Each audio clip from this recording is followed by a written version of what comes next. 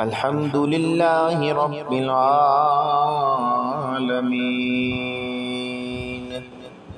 الصلاة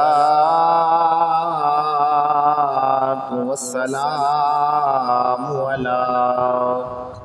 سید الانبیاء والمرسلین، اما بعد فاعوذ باللہ من الشیطان الرجیم، بسم اللہ الرحمن الرحیم۔ ان اللہ وملائکتہ یصلون علی النبی یا ایہا الذین آمنوا صلوا علیہ وسلموا تسلیما۔ الصلاة والسلام علیک یا سیدی یا رسول اللہ، وعلی آلک واصحابک یا سیدی یا حبیب اللہ۔ رسول اللہ صلی اللہ علیہ وآلہ وسلم نے ارشاد فرمایا کہ جب اہل جنت میں چلے جائیں گے، یعنی کہ میدان محشر میں جب وہ لوگ جو کامیابی سے جنت حاصل کر لیں گے وہ جنت میں چلے جائیں گے، جنت میں داخل ہو جائیں گے، اور جو اہل دوزخ ہوں گے یعنی جن پر دوزخ واجب ہوگی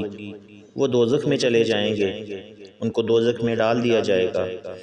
تو اللہ کے حکم سے موت کو لایا جائے گا اور موت کو جنت اور دوزخ کے درمیان رکھ کر ذبح کر دیا جائے گا۔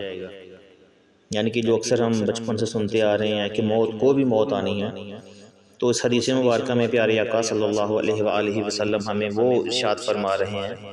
ہماری رہنمائی فرما رہے ہیں کہ جب جنتی جنت میں داخل ہو جائیں گے اور دوزخیوں کو دوزخ میں پھینک دیا جائے گا، تو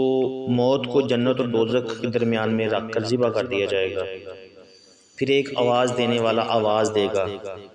کہ اے جنت والو، یعنی کہ جو جنت میں داخل ہوں گے ان کو آواز دے گا، اے جنت والو تمہیں اب موت نہیں آئے گی، اور اے دوزخ والو جو کہ دوزخ میں ڈال دیے گئے ہوں گے تمہیں بھی اب موت نہیں آئے گی۔ اس بات سے جتنی جنتی ہیں، اس بات سے جو جنتی ہیں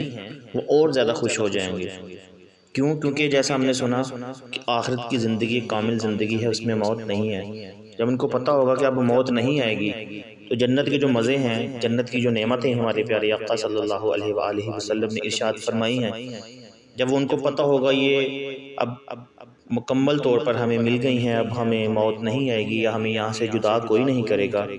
تو وہ اور خوش ہو جائیں گے، ان کی خوشی کی انتہا اور بڑھ جائے گی۔ اور جو جہنمی ہوں گے، جو اپنی کرتوتوں کی وجہ سے جہنم میں داخل کر دیے جائیں گے، وہ غمگین ہو جائیں گے کہ اس جہنم سے اب ہمیں کوئی آزاد نہیں کروا سکتا،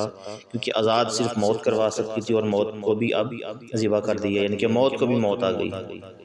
تو اللہ رب العزت سے دعا ہے کہ اللہ رب العزت زندگی میں ہی یعنی کہ موت سے پہلے ہمیں نیک اعمال کرنے کی،